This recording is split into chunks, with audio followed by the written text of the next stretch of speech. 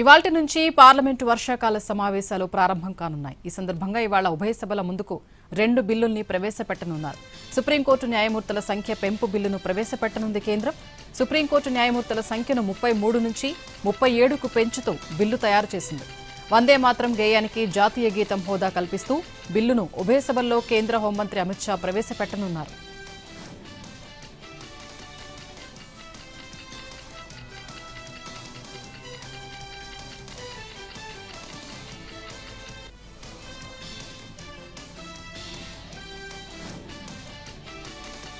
జాతీయ గేయం వందే మాత్రంని అవమానించినా, ఆలపిస్తున్న సమయంలో ఆటంకం కలిగించినా ఇకపై చట్టరీత్యా నేరంగా పరిగణించనున్నారు.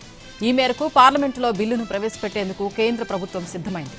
పార్లమెంటు వర్షాకాల సమావేశాల్లో భాగంగా తొలి రోజే ఇవాళ ఈ బిల్లును రాజ్యసభలో ప్రవేశపెట్టనున్నారు.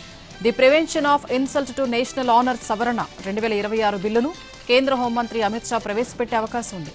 1971 నాటి చట్టం ప్రకారం జాతీయ చిహ్నాలతో పాటు జాతీయ జెండా, రాజ్యాంగం, జాతీయ గీతాన్ని అవమానపరచడం చట్టరీత్యా నేరం. దీనికి గరిష్టంగా 3 ఏళ్ల వరకు జైలు శిక్ష పడొచ్చు. తాజాగా చట్టానికి సవరణ చేయడం ద్వారా ఆ జాబితాలో వందే మాత్రం గేయాన్ని చేర్చనున్నారు.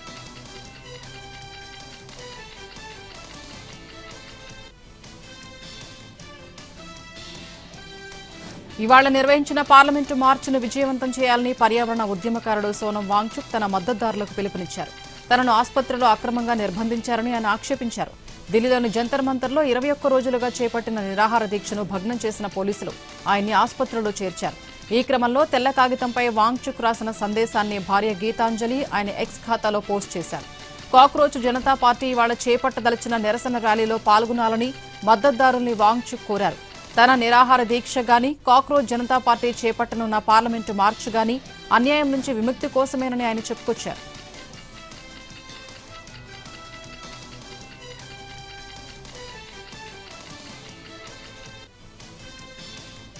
నిజామాబాద్ జిల్లా ఆర్మూర్, అంకాపూర్లో 144 సెక్షన్ అమల్లో ఉండనుంది. ఇవాళ ఉదయం 6 నుంచి సాయంత్రం 6 గంటల వరకు ఆంక్షలు అమల్లో ఉంటాయి. కాంగ్రెస్ తలపెట్టిన చలో అంకాపూర్ కార్యక్రమంతో పోలీసులు అలర్ట్ అయ్యారు. అంకాపూర్లో ఎమ్మెల్యే రాకేష్ రెడ్డి ఇంటిని ముట్టడిస్తామని ప్రకటించింది హస్తం పార్టీ. మరోవైపు రాకేష్ రెడ్డి ఇంటి ముట్టడిని అడ్డుకుంటామని బీజేపీ ప్రకటించింది. ఆర్మూర్లో ర్యాలీలు, బంద్లు, రాస్తారోకోలు, ధర్నాలు నిషేధించామని సిపి స్పష్టం చేశారు. నిబంధనలు ఉల్లంఘిస్తే కఠిన చర్యలు తప్పవని హెచ్చరించారు. 5గురికి మించి బయట తిరగొద్దన్నారు.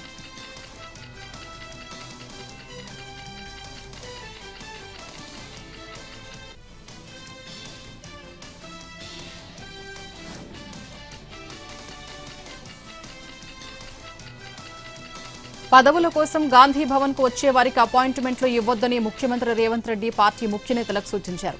సర్పై నిర్వహించిన జూమ్ సమావేశంలో ఆయన కీలక వ్యాఖ్యలు చేశారు. ఇవాళ్టి నుంచి ఆగస్టు 3 వరకు నేతలు గాంధీ భవన్ కు రావద్దన్నారు. కొందరు నేతలు హైదరాబాద్ లో కూర్చుని పనిచేయట్లేదని అసహనం వ్యక్తం చేశారు. ఎస్ఆర్ఐ గడువు ఆగస్టు 3 వరకు పొడిగించారని, ఇన్ఛార్జి మంత్రులు అన్ని జిల్లాల్లో సర్పై సమీక్షలు నిర్వహిస్తారని తెలిపారు. 119 నియోజకవర్గాల్లో కాంగ్రెస్ ఆధ్వర్యంలో సర్పై 489 భేటీలు జరిగాయి. వెనుకబడిన నియోజకవర్గాల్లో నేతలు ఇప్పటికైనా స్పందించాలి. చైర్మన్ పదవులు, పార్టీ పోస్టులు కావాలని గాంధీభవన్ చుట్టూ తిరగొద్దన్నారు. పదవుల కోసం వచ్చే వారికి గాంధీభవన్లో అపాయింట్మెంట్లు ఇవ్వొద్దని సూచించారు. ఎంపీలు పార్లమెంట్ సమావేశాల్లో ఉన్నా ఎప్పటికప్పుడు సమీక్షలు జరపాలి. ఇన్ఛార్జీలుగా ఉన్న చోట ఎంపీలు పనిచేయకపోతే కఠినంగా వ్యవహరిస్తామన్నారు రేవంత్ రెడ్డి.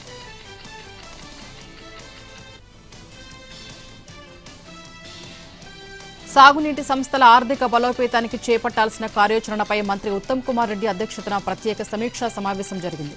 రుణభారం తగ్గించి తక్కువ వడ్డీతో నిధుల సమీకరణకు కొత్త ప్రణాళిక రూపొందించాలని, 10 రోజుల్లో సమగ్ర ఫండింగ్ రోడ్ మ్యాప్ సిద్ధం చేయాలని అధికారులను మంత్రి ఉత్తమ్ కుమార్ రెడ్డి ఆదేశించారు. బడ్జెట్పై ఆధారపడకుండా స్థిరమైన ఆదాయ వనరులపై దృష్టి సారించాలని సూచించారు. సాగునీటి సంస్థల భూముల్లో సౌర విద్యుత్ ప్రాజెక్టుల ప్రతిపాదనల్ని పరిశీలించాలని, రైతులపై అదనపు భారం లేకుండా కొత్త ఆదాయ మార్గాలు అమలు చేయాలని ఆదేశించారు. ప్రతి ప్రాజెక్టుకు రుణాలు, నిధులు, పనులపై సమగ్ర నివేదిక సిద్ధం చేయాలని, తక్కువ పెట్టుబడితో త్వరగా పూర్తయ్యే ప్రాజెక్టులకు ప్రాధాన్యం ఇవ్వాలని అధికారులకు మంత్రి ఉత్తమ్ సూచించారు. అలాగే శాఖ భూములు, ఆస్తుల వివరాల్ని 15 రోజుల్లో సిద్ధం చేయాలని ఆదేశించారు. భూసేకరణ పరిహారం రైతులకు ఆలస్యం లేకుండా చెల్లించాలని స్పష్టం చేశారు.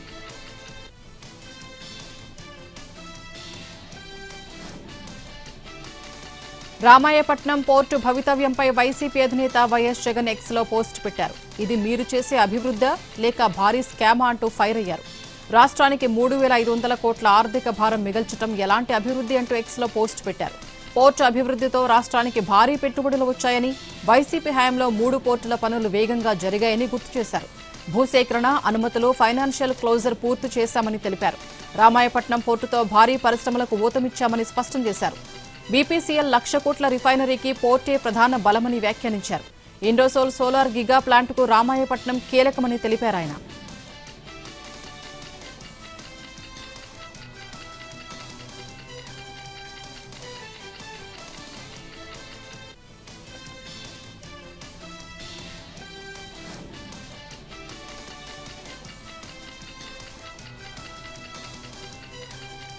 సిద్దిపేట జిల్లా రంగనాయక్ సాగర్ వద్ద రైతు పాదయాత్ర చేసిన హరీష్ రావు కాంగ్రెస్ ప్రభుత్వంపై తీవ్ర విమర్శలు చేశారు. మేడిగడ్డ బ్యారేజీ నుంచి నీళ్లు పంపింగ్ చేయాలంటే చేయట్లేదని సీఎం రేవంత్ నీటిపారుదల మంత్రి ఉత్తమ్ కుమార్ రెడ్డిపై హరీష్ రావు విమర్శలు చేశారు. ఆగస్టులో భారీ వరదలు వచ్చేలోగా అన్నారం, సుందిళ్లను రెడీ చేసి నీళ్లు పంపింగ్ చేయాలన్నారు. లేకపోతే ఎన్టీపీసీ, సింగరేణి, థర్మల్ పవర్ ప్లాంట్లలో విద్యుతుత్పత్తి నిలిచిపోతుందని, హైదరాబాద్కు నీళ్లు రావని హెచ్చరించారు.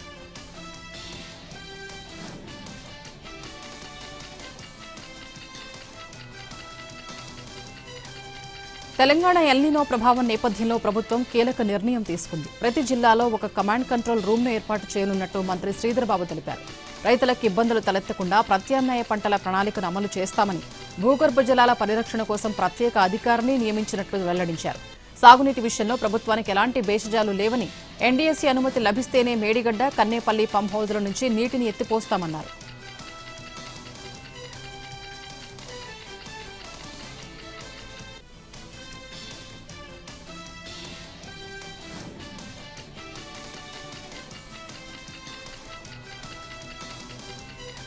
హైదరాబాద్లోని జాతీయ పోలీస్ అకాడమీలో లైంగిక వేధింపులు కలకలం రేపాయి. తనను లైంగికంగా వేధించారని ట్రైనీ మహిళ ఐపీఎస్ ఆరోపించారు. బాధితురాలు అత్తాపూర్ పోలీస్ స్టేషన్లో ఫిర్యాదు చేశారు. ట్రైనీ ఐపీఎస్ ఉదయ కృష్ణారెడ్డిపై ట్రైనీ మహిళ ఐపీఎస్ ఫిర్యాదు చేశారు. అసభ్యకర మెసేజ్లు పంపి బూతులు తిడుతున్నాడని ఆమె ఆరోపించారు. ప్రైవేటు వీడియోలు తీసి బెదిరింపులకు పాల్పడ్డాడని, ఆ వీడియోలు తన భర్తకు పంపాడని ఫిర్యాదులో ప్రస్తావించారు. వ్యక్తిగత వీడియోలతో బ్లాక్మెయిల్ చేస్తున్నాడని, బలవంతంగా గదిలోకి లాక్కెళ్లి లైంగిక వేధింపులకు పాల్పడ్డాడని ఆరోపించారు.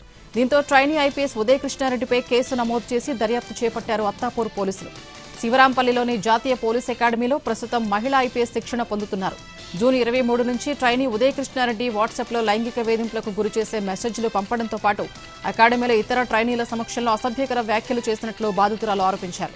మరో ట్రైనీతో తనకు వివాహేతర సంబంధం ఉందని నిరాధార ఆరోపణలు చేసి ఆ విషయాన్ని ఒప్పుకోవాలని ఒత్తిడి తెచ్చాడని ఫిర్యాదులో ప్రస్తావించారు. కొన్ని అసభ్య పదాలతో దూషించాడని, బ్లాక్మెయిల్కు పాల్పడి తన వ్యక్తిగత సందేశాల్ని చూపించాలని బలవంతం చేశాడని వాపోయారు.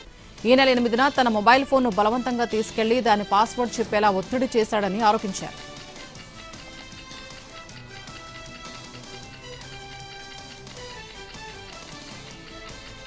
హైదరాబాద్, రంగారెడ్డి జిల్లాల్లో పలుచోట్ల హెచ్ఫాస్ట్ అధికారులు దాడులు చేశారు. ఆహార తయారీ, విక్రయ సంస్థలలో జీహెచ్ఎంసీ ఫుడ్ సేఫ్టీ అధికారులతో కలిసి ఆకస్మిక తనిఖీలు చేశారు.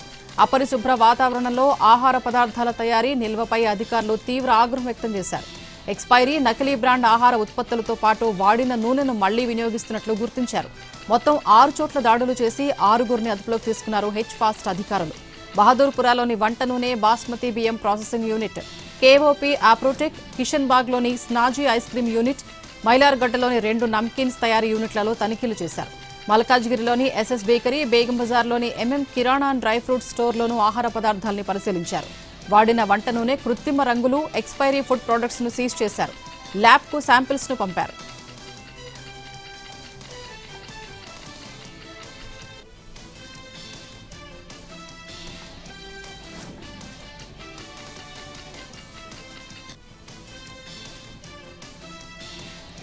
మేడ్చల్ జిల్లాలో మల్లారెడ్డి, సీఎంఆర్ విద్యా సంస్థల్లో విజిలెన్స్ అధికారులు ఆకస్మిక తనిఖీలు చేశారు. Mallareddy university, Mallareddy group of institutions, CMR group of institutions లో జేఎన్టీయూ విభాగంలోని విజిలెన్స్ అధికారులు 2 రోజుల పాటు ఆకస్మిక తనిఖీలు నిర్వహించారు. కళాశాలల అకాడమిక్, పరిపాలనా రికార్డులతో పాటు వివిధ విభాగాలకు సంబంధించిన పత్రాలను అధికారులు క్షుణ్ణంగా పరిశీలించారు. తనిఖీల సమయంలో ఆయా ప్రాంగణాల్లోకి ఎవరినీ అనుమతించకుండా చర్యలు తీసుకున్నారు.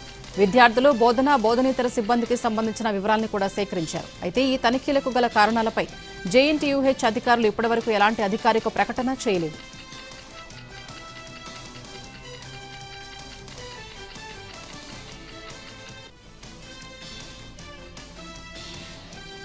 హైదరాబాద్ దుండిగల్ బౌరంపేటలో తుపాకీ కలకలం రేపింది. ఓ ఇంట్లో రహస్యంగా దాచిన తుపాకీ బుల్లెట్లను స్వాధీనం చేసుకున్నారు పోలీసులు. దుండిగల్ పిఎస్ పరిధి మల్లంపేటలో వెంకట్రావు అనే వ్యక్తి ఆత్మహత్య చేసుకున్నాడనే సమాచారంతో తనిఖీలు చేశారు పోలీసులు. వెంకట్రావు సూసైడ్ చేసుకున్న ఇంట్లో ఓ నాటు తుపాకీ 3 రౌండ్ల బుల్లెట్లు స్వాధీనం చేసుకున్నారు పోలీసులు. వెంకట్రావు ప్రణవ్ కన్స్ట్రక్షన్స్ లో సూపర్వైజర్ గా పనిచేస్తున్నట్లు గుర్తించారు పోలీసులు. ఘటనపై కేసు నమోదు చేసి దర్యాప్తు చేపట్టారు.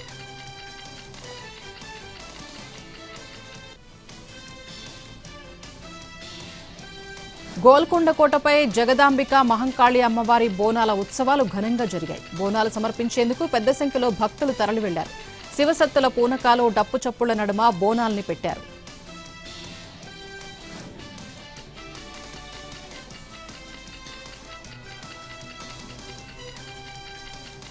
ఏపీలో కరోనా మహమ్మారి మళ్లీ చాప కింద నీరులా విస్తరిస్తోంది. గత 20 రోజుల్లో 12 కేసులు నమోదవడం, 4 చనిపోవడంతో ఏపీ ప్రభుత్వం అక్కడ అప్రమత్తమైంది. కానీ ఏపీకి ఆనుకుని ఉన్న తెలంగాణలో వైద్యారోగ్య శాఖ ఇంకా అప్రమత్తం కావడం లేదన్న విమర్శలు వినిపిస్తున్నాయి. ఏపీకి ఖమ్మం జిల్లా చాలా దగ్గరగా ఉంటుంది. మధిర, ఎరుపాలెం, బోనకల్ మండలాలు జిల్లా ప్రజలు నిత్యం ప్రతిరోజు బస్సులు, రైళ్ల ద్వారా నిత్యం పక్క రాష్ట్రం ఏపీకి వెళ్లి వస్తుంటారు. ఇలాంటి సమయంలో కోవిడ్ సోకే ప్రమాదం ఉన్నా ప్రభుత్వం పట్టించుకోవట్లేదని విమర్శిస్తున్నారు.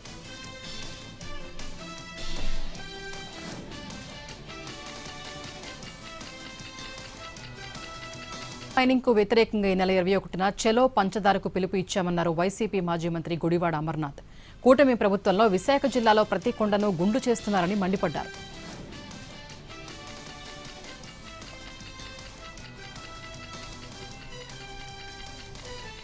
ముంబై సినీ నటి జత్వానీ కేసులో కీలక పరిణామం చోటు చేసుకుంది. విజయవాడ సిఐడి కోర్టులో దాఖలు చేసిన ఛార్జ్షీట్లో కీలక అంశాల్ని ప్రస్తావించారు దర్యాప్తు అధికారులు. జత్వానీ పలుమార్లు వైసీపీ నేత విద్యాసాగర్ను బెదిరించి పెద్ద మొత్తంలో డబ్బులు తీసుకున్నట్లు ఆధారాలు ఉన్నాయన్నారు. విద్యాసాగర్ ఇచ్చిన ఫిర్యాదుతో జత్వానీ, ఆమె కుటుంబ సభ్యులపై నమోదైన కేసులో కోర్టులో ఛార్జిషీటు వేశారు.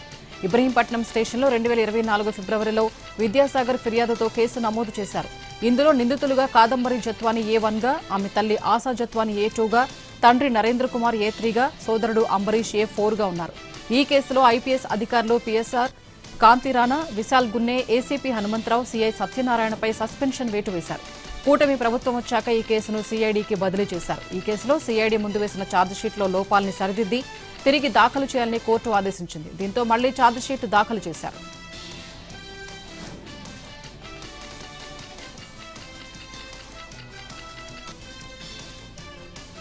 మహబూబ్ నగర్ జిల్లా భూత్పూర్లో ఈగిల్ ఫోర్స్ పోలీసులు దాడులు చేశారు. కోళ్ల ఫారంలో నిర్వహిస్తున్న అల్ఫ్రాజోలం తయారీ యూనిట్ గుట్టు రట్టు చేశారు. ఈ వ్యవహారంలో 12 మందిని అరెస్ట్ చేయగా 23 మంది పరారీలో ఉన్నారు. ప్రధాన నిందితుడిని జయప్రకాష్ గౌడ్గా గుర్తించారు. నిందితుడు గతంలో బోయిన్పల్లిలోని మేధా స్కూల్లో అల్ఫ్రాజోలం తయారీ కేసులో అరెస్ట్ అయ్యాడు. బెయిల్పై విడుదలై స్వగ్రామంలో మళ్లీ తయారీ యూనిట్ ఏర్పాటు చేశాడు. జయప్రకాష్పై ఈగిల్ ఫోర్స్ పోలీసులు నిఘా పెట్టి నిన్న అరెస్ట్ చేశారు.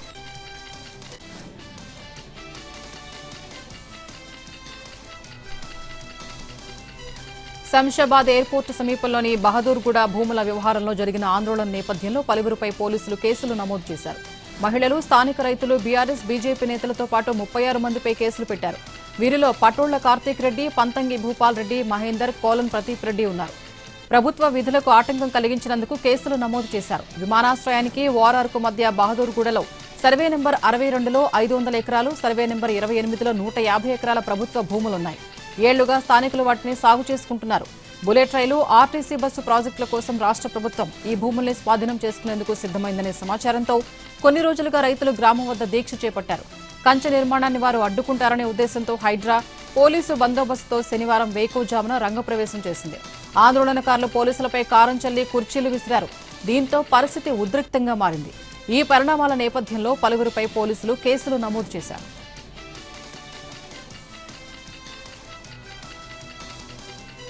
వర్షాకాల సమావేశాలు సజావుగా సాగేందుకు అన్ని పార్టీలు సహకరించాలని కేంద్రం కోరింది. పార్లమెంటు వర్షాకాల సమావేశాలు ప్రారంభం కానున్న నేపథ్యంలో కేంద్ర పార్లమెంటరీ వ్యవహారాల మంత్రి కిరణ్ రిజిజు అన్ని పార్టీల ఫ్లోర్ లీడర్లతో అఖిలపక్ష సమావేశం నిర్వహించారు. కేంద్ర రక్షణ మంత్రి రాజ్నాథ్ సింగ్ అధ్యక్షతన జరిగిన ఈ సమావేశంలో హైడ్రామా చోటు చేసుకుంది.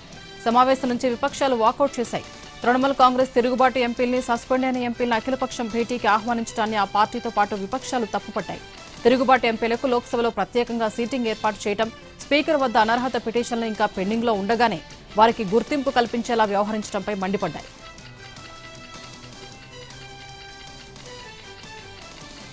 కమ్యూనిస్టులు తృణమూల్ పాలనలో బెంగాల్ పరిస్థితి దారుణంగా తయారైందన్నారు కేంద్ర హోంమంత్రి అమిత్ షా. రాష్ట్రం చాలా వెనకబడిందన్నారు. బెంగాల్ అభివృద్ధికి తాము కట్టుబడి ఉన్నామని స్పష్టం చేశారు. రాష్ట్రాన్ని అన్ని రంగాల్లో ముందంజలో నిలిపేందుకు కృషి చేస్తామని పేర్కొన్నారు.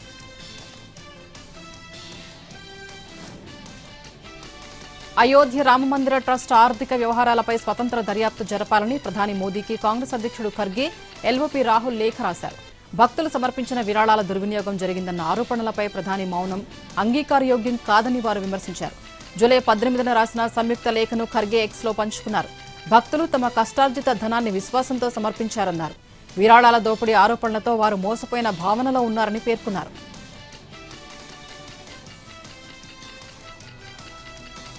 ఇవాళ పార్లమెంటు వర్షాకాల సమావేశాలు ప్రారంభమవుతుండటంతో పాటు అదే రోజున కాక్రోచ్ జనతా పార్టీ చలో సంసద్ ర్యాలీ దృష్ట్యా న్యూఢిల్లీలో భద్రత కట్టుదిట్టం చేశారు. నీట్ పరీక్షల అక్రమాలు జరిగాయని ఆరోపిస్తూ కేంద్ర విద్యాశాఖ మంత్రి ధర్మేంద్ర ప్రధాన్ రాజీనామా చేయాలని డిమాండ్ చేస్తూ సీజేపీ ఈ ర్యాలీకి పిలుపునిచ్చింది. అయితే నిరసన ర్యాలీకి అనుమతి కోరలేదన్నారు పోలీసులు. న్యూఢిల్లీ జిల్లా అంతటా బీఎన్ఎస్ఎస్ సెక్షన్ 163 కింద నిషేధాజ్ఞలు అమల్లో ఉన్నాయని డీసీపీ తెలిపారు.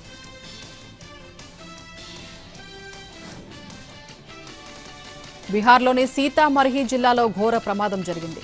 బాగ్మతి నదిలో దాదాపు 40 మందితో ప్రయాణిస్తున్న ఓ పడవ బరువు తట్టుకోలేక నదిలో బోల్తా పడింది. అక్కడే ఉన్న స్థానికులు వెంటనే స్పందించి నదిలో పడ్డవారిని రక్షించారు.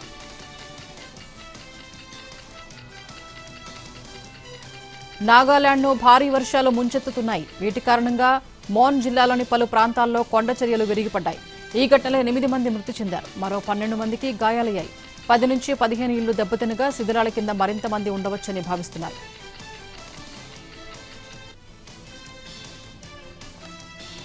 జమ్మూ కాశ్మీర్లో భారీ వర్షాలు బీభత్సం సృష్టించాయి. నిన్న రాత్రి కురిసిన వర్షానికి రాజౌరి, పూంచ్ జిల్లాల్లో మెరుపు వరదలు సంభవించాయి. వరద ధాటికి ఇప్పటివరకు 11 మంది మృతి చెందినట్లు తెలుస్తోంది. పలువురు తీవ్రంగా గాయపడినట్లు సమాచారం. రాజౌరిలో నదులు పొంగి పొర్లడంతో పలు ప్రాంతాల్ని వరద ముంచెత్తింది. కొత్త బస్టాండ్ పూర్తిగా నీట మునిగింది. అనేక వాహనాలు వరద ప్రవాహంలో కొట్టుకుపోయాయి.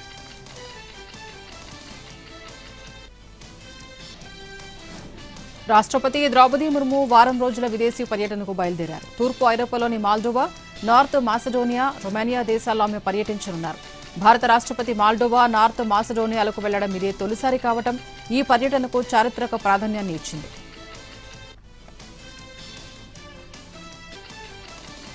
ఏపీలో రానున్న 4 రోజుల పాటు వాతావరణం మేఘావృతమై ఉంటుందని, పలుచోట్ల తేలికపాటి నుంచి మోస్తరు వర్షాలు కురుస్తాయని రాష్ట్ర విపత్తుల నిర్వహణ సంస్థ వెల్లడించింది. కోస్తాంధ్ర తీరం వెంబడి గంటకు 40 నుంచి 50 కిలోమీటర్ల వేగంతో బలమైన ఈదురుగాలు వీచే అవకాశం ఉందని పేర్కొంది. ఇవాళ పలు జిల్లాల్లో పిడుగులతో కూడిన మోస్తరు వర్షాలు కురిసే అవకాశం ఉందని తెలిపింది. శ్రీకాకుళం, విజయనగరం, పోలవరం, కృష్ణా, ఎన్టీఆర్, గుంటూరు, బాపట్ల, ప్రకాశం, నెల్లూరు, నంద్యాల, కడప జిల్లాల్లో అక్కడక్కడ వర్షాలు పడతాయని పేర్కొంది. మిగిలిన జిల్లాల్లో కొన్ని చోట్ల తేలికపాటి జల్లులు పడే అవకాశం ఉందని తెలిపారు.